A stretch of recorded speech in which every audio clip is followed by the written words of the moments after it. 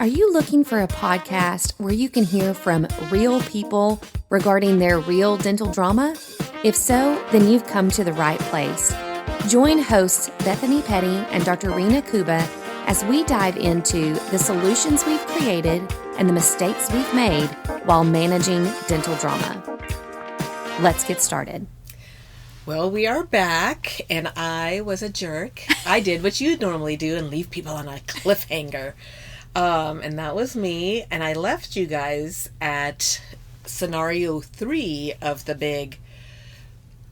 So to kind of recap real quick, the achievement of mine, yes, of you being your first client that you had to fire 3 people all in the same day, and we were talking about how it's not good to make 3 big decisions, 3 individual game-changing for an office decisions, but we did 3. And so we talked about hothead. Yep. And we talked about underachiever. Mm-hmm. And then the third one was the thief. And so let's dive into the thief. Are you good if we just dive right in? Let's dive in. So, again, timeline-wise, let me make sure that listeners are following this. First of all, go back and listen to last week's. You're going to be totally lost if you don't go back and listen. So go back and listen. But we had already been pretty much on the path of we're going to have to let hothead and underachiever go. This was before you got the phone call about the thief. And now our decision becomes more complicated because this is now a third factor. Yes. So already we were both kind of already teetering on this, like, oh my gosh, what are we going to do? Like, you know, we already brought in hothead to help this 3-person front desk. We're taking that away. Oh, I got to take away underachiever too. Like, what are the odds they would both get their 1-star calls at the same time? But that's fair on several different levels, like we talked about last episode. So you were coming in on Friday to term, you're going to term 1 over the phone, term 1 in the office. And then on Wednesday at like 5, something like that, my manager calls and was like, we kind of have a situation. I'm like, okay. And I don't even remember, how did she say it or whatever, but it took me a minute to process. But bottom line, another coworker came to her and said, hey, I have some concerns here. And so my manager said, what? And I guess they were still trying to figure out amongst the 3, who's taking over what tasks and blah, blah, blah. And so this one front person asked the thief, who was not the thief at this point, but asked thief, hey, will you check this inbox and address these patients? So I don't want to go too deep into. The point is, like, we have online scheduling, and we also have the Scheduling Institute training I pay for. Part of their bonus is, and the accountability piece is, when a new patient calls, and like the importance of the new patient and making sure that call is effective and efficient. If you get that patient scheduled and the patient keeps the appointment and comes in, you get a bonus for that patient. And so at the end of the month, if you hit your new patient baseline goals, then everybody, say, hothead scheduled 10 of the 50, that was the goal, she gets compensated for 10 of those patients. So those are her patients. So the gist of it is kind of like, if the patient calls and you schedule them, but then they no-show, it's more accountability for you to be like, oh, no, you're not going to no-show. Hey, what happened? Where'd you go? Like, that you take accountability and kind of follow up, blah, blah, blah. So we've got that, but when a patient schedules online, I guess the thought is, but I pay for that service separate. So that patient scheduled online, you didn't have to go through the motions of winning that patient over with the Scheduling Institute steps, and therefore that's not your patient. Right. But when we schedule online, an email comes to us with the patient's preferred appointment, but we still need to call the patient to get, like, I don't know, get their insurance information and get their medical history or their email or whatever it is. For some reason, we've got to follow up with this patient to firm that appointment. So this other employee was like, hey, thief, can you handle those online scheduling things. Like, we're behind on those. There's several in the inbox. Can you take care of those? So I guess thief took care of him, and the original person who asked her to do that was like, oh, let me go back and make sure she did those right. Well, she goes back to make sure that she did them right, and bottom line, it looked like she deleted the history of the online scheduling and made it look like she scheduled it so that it would count as her patient and get a bonus. So sorry if that's kind of convoluted and getting into the nitty gritty, but I think it kind of... Well, I want to make it clear that it was a very clear stamp, meaning, and when I was talking with my husband about this, he asked several questions to understand the details of what really happened. And I do think the details are of paramount importance here, because there was a very clear stamp through the software showing her manipulation of these appointments, down to deleting the original appointment and recreating an appointment so that only her stamp was on that particular appointment and not the online stamp. So there was a lot. It wasn't just like, ooh, it kind of looks like she just deleted the online scheduling notes. Oh, no. There's a clear audit trail of her manipulating these appointments. The point being that then she could claim those as her new patients and therefore be bonused more, even though the online patients do not go towards anybody's bucket. That's your bucket as the practice owner. And that's a very clear rule. And she had shown proficiency in that before. This was not a problem before. But she had recently become eligible. She had become 5-star certified and was officially eligible for these bonuses. So that's our rule in our practice. Yeah. Once you're 5-star certified, and you get your 4 and 5-star call and your mystery call. We talked about the mystery call in the last episode, so if you don't know what I'm talking about, it's in there. So anyway, so she was now certified. She just recently gotten certified. Yeah. I kept looking for where was the action before, but there was no action before because she wasn't eligible for it. This was her first month of being certified. And so the difficult thing with this one is, number one, timing. The timing of all of these intersecting is the worst part of this.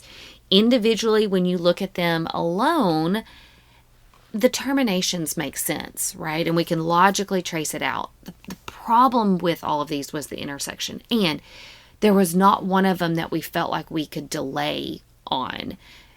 Because when you look at it, okay, Hothead got a 1-star phone call. We probably should have terminated Underachiever a bit ago, but she's so nice we didn't. Well, now we've got the reason for it. And we can't really delay on either of the 1-star phone call terminations because we lose then our leverage. The further away we get from it, well, now it looks like they came out unscathed. Okay. Yeah. 1-star was okay. So then where are we drawing our line, I guess? And I guess that's the thing. Like, I think for a lot of practices, if you decided that was okay, I don't think that's a wrong decision. I just don't think it's the right culture fit for my office, because then who's accountable for what at that point? And if anybody can get a 1-star and be okay, then why bother altogether? Why am I spending this money on this? So I think it just kind of goes back to, I had to remind myself what was important to me and kind of stick by that. Well, and I would even go one step beyond that, and this is where I think you were figuring out that we were thinking very differently, but I always think about every decision, 1 or 3 of them, and it doesn't matter what, as what's the collective impact to the practice? What's the potential impact, positive or negative? Does this ultimately make sense? And if there is risk involved in a decision, does the risk make sense? And for me, the phone call part of it, as we're stepping into this uncharted territory in your practice with dropping Delta, the importance of those phone calls to me goes to a whole new level. Like, they're already important, but now if we flub up the phone call with a person that we're now out of network with, when we really want to keep those out of network patients in our practice, the risk to me collectively just grows, because once you make a major drop like Delta, every phone call matters. Every conversation matters because we want to retain those patients for the benefit of the practice. And so for me, the phones are critical. They're always critical, but they're especially critical right now. And now we've got 2 1-stars, not to mention other collective concerns about both of these individuals. And the greater risk to me was keeping 2 people on the team that certainly were not enhancing the patient experience over the phone. And really, at worst case scenario, we're taking away from that patient experience over the phone. And that wasn't a risk that I felt like the practice could withstand, not right now. So those 2 decisions, and still in my mind, looking back, it's like, no, they had to be done. They had to be done quickly within the context of this 1-star phone call.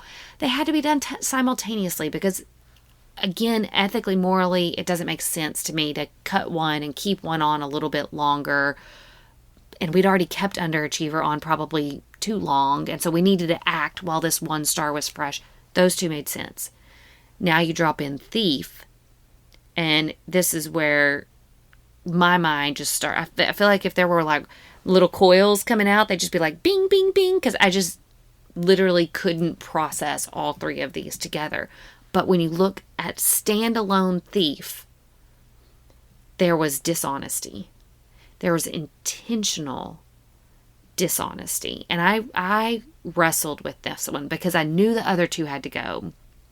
And I was thinking, oh my gosh, Bethany, you're about to advise for 3 people on the business team to go at the same time, not even the same time, the same day to go.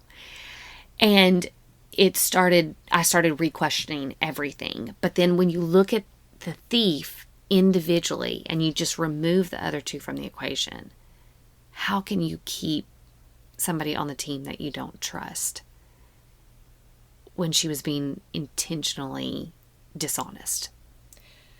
And so I love hearing how you process all of that, because I think in the last episode I said too, like, we processed in very different ways, but the result was still the same. Like, we both came to the same conclusions, but I think for me, the easiest of the 3 was the thief. Because to me, that is somebody who, what are you doing? Like, what are you doing that, and by the way, she's not even quite to her 90-day period. You're still, so if this is the honeymoon and you're already going to be cheating, like, that's how I took it. Like, we just started dating and you're already making eyes and grabbing her ass. Like, no, I'm not going to be okay with that, right? Like, you're showing your true colors. You are now eligible for a bonus and you are manipulating and lying about this for that bonus. So what are you not going to lie about? Especially in the front where cash is being passed and payments are being posted and things like that, where, I've had it before with employees that they're like, oh no, I made sure they took their pre-med. No, you didn't. You didn't. You're saying that now, but I know you didn't because of XYZ. And I don't like that. Just be honest and admit it and move on. Like, same with the sensor. If somebody had come to me and said, you know what, I threw it away. I forgot that it was wrapped in this blanket. I threw it away. I would respect that far more than you going, I don't know. You know what? I don't have time for that. So to me, I just, if I can't trust you, and that's the best I'm going to get because we're in honeymoon phase, like, this is just going south very quickly. Not to mention, talk about from a risk standpoint, then the one that caught her doing that, who brought it up. If I say that's okay, then what kind of message am I sending to her? Exactly. And what kind of message am I sending to my manager? Basically, that's okay. Oh, honey, please don't do that again. You know that's wrong. Don't steal a patient when it's not yours. Like, what? How am I supposed to coach you on that? It's a character thing. It's a character thing, which then my associate and I, we still don't agree on it. He's like, yeah, I would have just done a heavy slap on the wrist and like just a real big reprimand. I'm like, how do you reprimand that? What do I say? Stop stealing? Like, well, I just, he's like, well, some people just try to get away with things, but then once they realize that they can't, then they'll just stop. And I'm like, I don't know people like that. I guess, like, either you are going to steal and manipulate or you're not. Like, I don't think there's a gray area in there. No, and if that's your natural default, and for that to show its face so early in the employment, I'm thankful that it came to light so quickly, because I shudder to think what the damage could have been. had we moved on further in this relationship and had blind people that trust. are the embezzlers. These are the people. And I think to me too, like that, even if somehow I agreed that this wasn't firing worthy, I still have the problem of the precedent I'm setting in the rest of the office. Yeah. So my decision matters. And so if it's a hard reprimand, what am I reprimanding? And what is the corrective action? Don't steal. Like I don't have anything to back that up to say, hey, we have improved. Here's our improvement plan. So to me, that alone right there too was just like, I can't, she's got to go. But because I'm also a feeler, I was like, this feels awful to me. Like, I can't believe you would do that to me. And then I also don't have respect because you didn't do it cleanly. Like, she left evidence behind right and left. And it's like, if you were going to delete this part, why didn't you go delete the previous other crumbs that helped us figure out that you were being deceptive? So you were a dumb thief at that, and I don't respect that either, you know? So, like, there was no redeeming factor with this. So to me, she was the easy one. You gotta go. I think it helps, too, that I really liked her, and she came recommended by people that I remember even after interviewing her, I was like, meh, if she was somebody off the street or off Dental Post or something, I probably wouldn't have hired her. She was just very nondescript. She was not exciting in one way or the other. She was just very meh. But I hired her and I was excited about her because of the people that recommended her to me. But other than that, I hadn't really, again, it had barely been 90 days and she's up in the front. Half the time I don't see the people in the front because I hide from the front so much. So I think I hadn't quite bonded with her yet. And I think that helped me as well. I do think it helped you. And I think part of the struggle with her, because to me, again, when you look at it just from the facts, you're like, oh yeah, you can't keep a thief on your team. But your manager had bonded with her pretty hardcore. And your manager is a tough cookie. And somehow Thief had gained the respect of your manager, and she was very against us firing this person over this dishonesty. And so I think Which is mind-blowing to me. Mind-blowing. Because this manager would, if it had been anybody that she hadn't bonded with, she would have been like, they gotta go. What do you mean they're still here? You should walk them out right now. So that's a whole nother topic we could segue into, which we won't right now. But yeah, so that added to the onion layer that now the associate doesn't agree with me. My manager doesn't agree with me. You're kind of on the fence. And I'm going, this is the easy one. What is going on here? And I think at the moment not that you were against it. I think you were processing the impact on the practice. And I wasn't there. I didn't get that at all. I was like, you're being kind of like wishy-washy about this. I don't know what you're thinking there. But to me, this is a no-brainer. She's got to go. Yeah. And you weren't being wishy-washy about it. You knew she needed to go, but you were just trying to figure out the solution. Yes.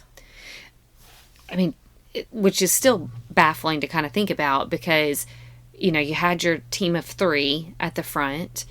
We hired on the remote hothead to help out because we had lost a key team member. So I think that, I know we've said that, but I want to make sure that's important in all of this, that you were actually in the process of trying to find another body person for the office because of this key team member that you had lost.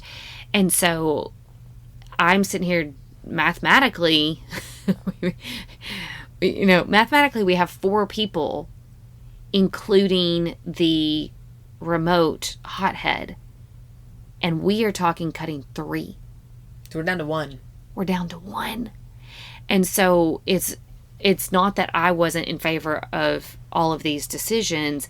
It's that I was trying to solve the aftermath of that, and I couldn't find a solution. We had 1 person. What's the solution? And I was just racking my brain on how do we keep this from negatively impacting the practice, from wearing our 1 person out, and then we've got nobody. What if that happens? What if this person gets so emotional about all the people being fired that she quits? Then what are we going to do? Like, I needed a plan B, C, D, and E, and I couldn't even find a plan B. It was like, nope, all the eggs are in this basket, and I don't know. I don't know. We're going into this blind, Well, and I think from my viewpoint, Thief had to go. Mm-hmm. And then that's when I started wavering on the other two. Because I was like, well, we should have fired underachiever a while ago. And then we didn't because the other one quit. And we were like, you know what, let's just get through the summer. And then maybe we could train, or maybe.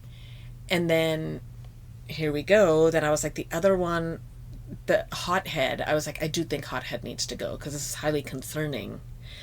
Can we make it with the one front desk and underachiever and just putz along until we find somebody, because it's going to slow down? So that was my strategy. Mm-hmm. That's where I was hemming and hawing.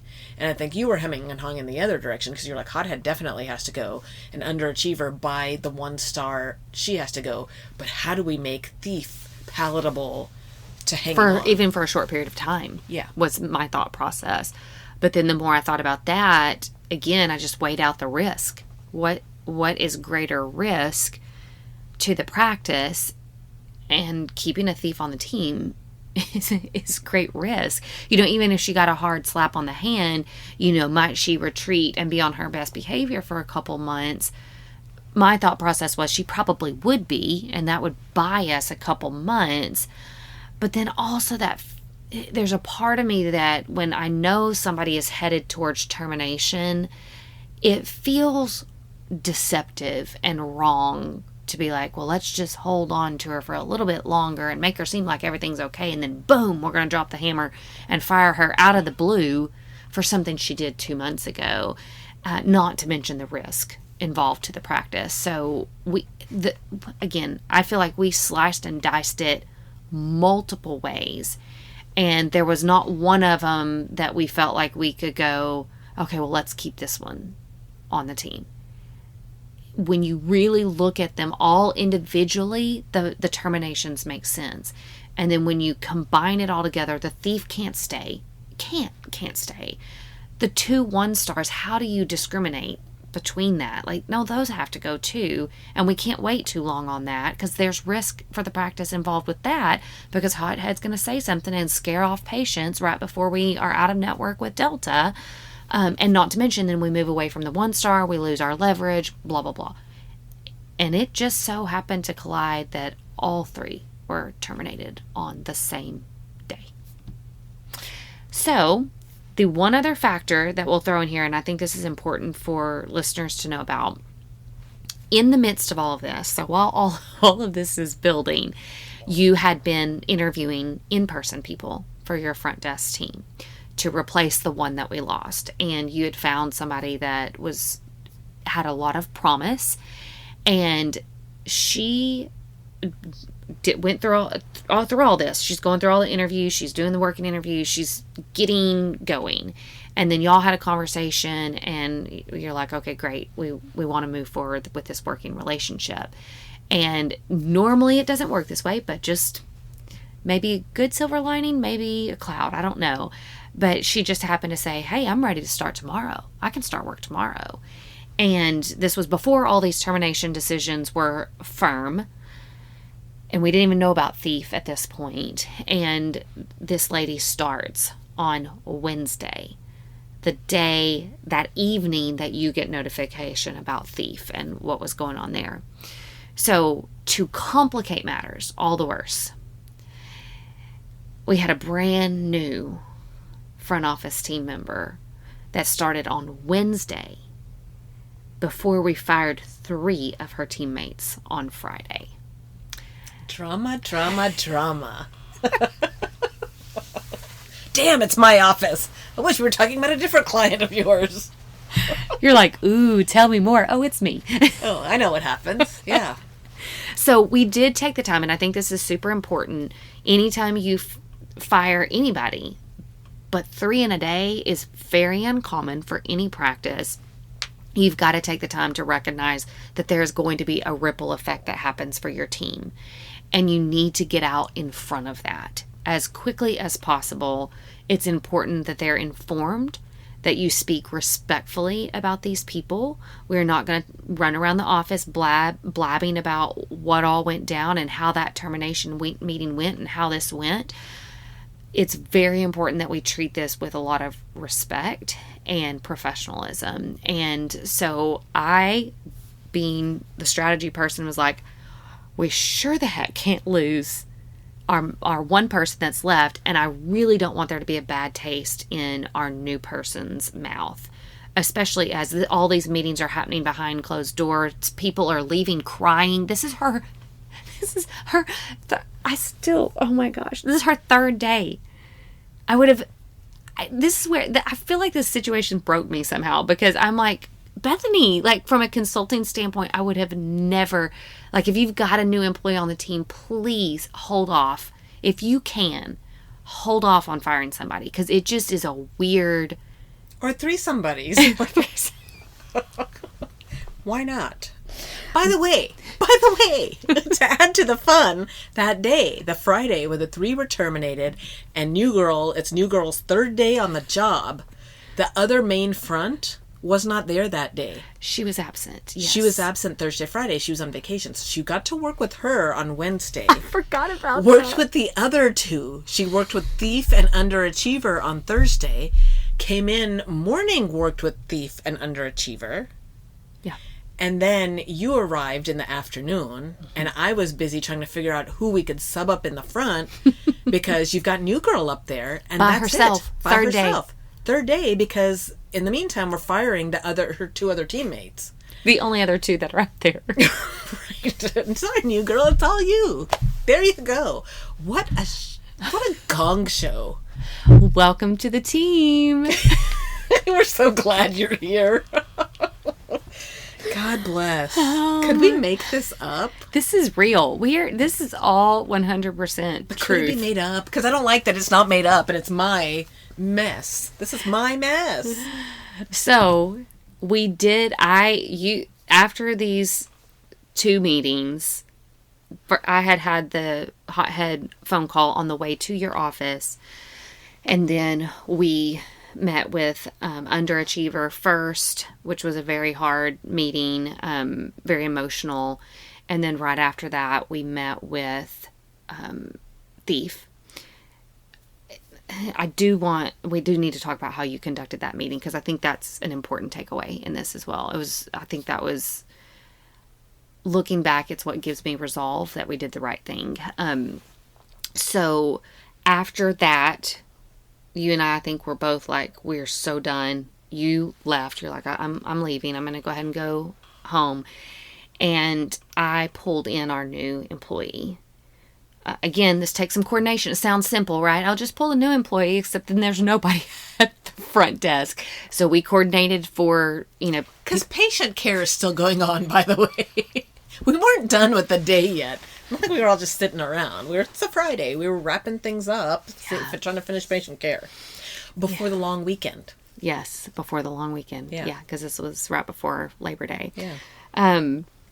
So I did pull her aside and just said, hey, I know you've probably noticed some things today. I just want to give you a very brief rundown so that you're in the know on this. I know this is, your third day. I want to make sure that I share as much information with you as I can.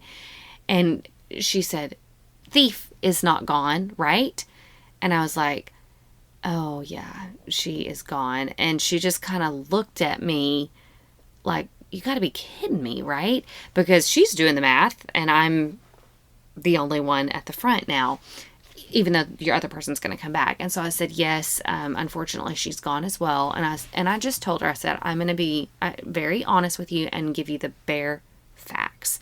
And so I said, we did have to let Underachiever go because of essentially underachieving, but also this Scheduling Institute 1-star phone call. Those are really important. And I thought this is a great opportunity for her to know how important these phone calls are. So we did have to let her go, and she goes, I can understand that. And even in the few days that I've worked with her, I can see what you're talking about. I totally get that. And she was like, but what about Thief? Obviously she's not saying Thief. It sounds weird like this, but what about Thief? And I said, here's the facts. And I explained the new patient bonus system. This is what was done. And her comment was, well, she probably just didn't know how to document it the correct way. And I said, those were our thoughts as well, but let me explain. And that's what we were hoping for. That's what I was hoping for. I was like, I hope it just looks this way. And I explained the level of research that we went to really uncover the tracks and figure out what this girl had done to be deceptive. Because again, I thought this is a really powerful moment for her to know we do not willy-nilly fire people in this office. We always extend the benefit of the doubt. And daggum, we do our research, and we have thoroughly thought through this process. And so once I told her the facts of how we knew that she had been deceptive, she goes, "Oh, that's not good." She was like, "Yeah, you can't, I completely understand. You can't have that on the team." And so I think that was really important for her, being the third day on the job, to feel clued in. And then I reaffirmed to her, I said, "Listen, I know this is not the way we would have wanted you to be onboarded. We would have wanted you to have a full team, lots of people to ask questions to. I know this isn't ideal, but bear with us. We know this isn't ideal, and we are going to put a plan together. We are working on a plan. So just hang with us, and please keep us in the loop, if you've got thoughts or feedback." So I do think that was really important. I think she felt comforted in knowing why the people had been dismissed. And I think it was also a chance for us to show her how much thought goes into these decisions that are made. The team received at least communication from you, so that it was via message, but just so they knew that. Well, and my message was kind of useless, honestly. But I think, to your point, at this point, after we termed her, and we're going to come back and talk about how that termination went, but I think I was just drained and done. And, again, we're about to hit the long weekend. I know my family's waiting for me to get done off work so we can hit the road. And I think I was either going to cry, or I just didn't know. I just wasn't processing all of it. Like, it was just a lot all at once. And I was trying to stay as neutral as I could, because I know I'm a feeler. I was like, you got to turn that off, and you got to be logical here. But as soon as I was done, and I was like, we need to tell, new girl what's going on. And you were like, yes, we got to tell her. And I was like, you got it. Because I just wanted to leave the building, because I also worry about myself in oversharing. As y'all see on this podcast, I overshare. And I knew I had to be professional, and I just in the moment didn't know how I was going to be professional. Yeah. So, I felt like I would have defended myself and gone, well, I had to fire her because of blah, blah, blah, blah, blah, blah, blah, blah, blah, and blah, and then I know that's not what I'm supposed to do. So I just chose to leave before anybody asked, before I had to make eye contact with anybody. I was like, I'm just getting out of here. And then I was like, yeah, but now the team is up in arms, like going, what just happened? I don't think, correct me if I'm wrong, did anybody see any of those terminations coming? No. So I don't think anybody, I will say clinical team didn't see any of the three coming. Your manager knew, my manager, but that's and it. the other hygienist knew. Yeah, because that's those true. two kind of are co-managers, so she knew. But nobody else. And actually, co-manager didn't even know about Thief. I hadn't even clued her into Thief. The other manager clued her into Thief on Thursday. So anyway, I just knew there was going to be a lot of, and frankly, you and I didn't know we were actually going to terminate Thief. It was really going to come down to how that meeting went. And I kept hoping that she would have a reasonable explanation. And I wasn't satisfied with her explanation, right? So obviously, since I termed her, so again, I just was kind of like, what do I say here? How do I bring comfort to the team? Yeah. I don't think I can, because I can't share any of the details, because I will overshare. And then if I partially share, do I scare people then? If they're like, oh, well, she got fired for a 1-star. Well, she was this great employee, but she got a 1-star, and that was it. That's all it took. Where's her loyalty to her team? Where she acts like we're family, and then so I still don't know how to. So I've been dodging. Nobody's asked me, but I've just been dodging conversations. Yeah. Because I know some of these people are still friends with the people. For example, underachiever. I am worried about her. I am wondering if she's okay, but I don't know how to go about asking that. And that's something that I've just got to let go. Because I can't. How do I tell her friend in the practice? Because there's one of her key buddies that has kind of been looking at me, and I don't know if she's worried, like thinking, if I could just chop this one, could I chop her too? So I just, it's just been kind of, I haven't asked her how she's doing, how's underachiever doing. I just haven't asked. It's pretending. So I'm sure they're like, you cold, heartless person. But, I'd rather that than me overshare and make the situation potentially worse. Again, and that's you're weighing out the risks. Yes. And if you are the risk in that situation, you have to protect your team in that for case. myself. And so, but I was like, I gotta say something. So I left this kind of, not cryptic, but useless, I would say, message that was like, hey, I know there's a lot of rumors going on. It's been a tough emotional day for everybody. All I can say is, we spend a lot on training and we need to improve. And that, what did I say? Something about, basically, I didn't say thief, but I just said trust is the foundation of a relationship. Yeah. And once that's been broken, it's very hard to repair that. Mm-hmm. So that's all I can say at the moment. And then I just have to hope that my team trusts me. Mm-hmm. And so for the ones that don't, I guess they'll weed themselves out. But the ones that know that I hem and haw and I, painstaking over every decision. And I think for me, it also helps that, if anything, they're going to think you're the bad guy. Yeah. You're the one who came in. And so it's like, good, be afraid of Bethany. You better wow her. You stay on Bethany's good side. Otherwise she'll tell me to chop you. Either way, like, I've protected myself from becoming the danger that I could be. Yeah. I think the last thing that we can talk about on this is I really want to just describe how you handled the meeting with Thief. So one of the things that I think could help is next episode, because I think that was a tricky conversation. And I think unpacking how you went about that is going to be very important for not only if you suspect wrongdoing, but really any of those difficult conversations. I think you handled that really well. So we're going to turn this into a 3-part series. How about that? It's worthy. See? Now you got to drop your cliffhanger again. That feel good? You missed it the last one. It's me this time. Thanks for joining the conversation today. We hope that you are comforted in knowing that you are not alone, but we also hope that you're walking away with some really great tips and tricks to try in your practice. We value your feedback, so please take a few moments to rate and review the podcast. Finally, we want to make sure that we're covering the topics that matter to you.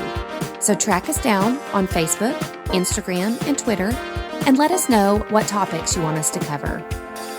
As always, please know that we are rooting for you today as you manage your dental drama.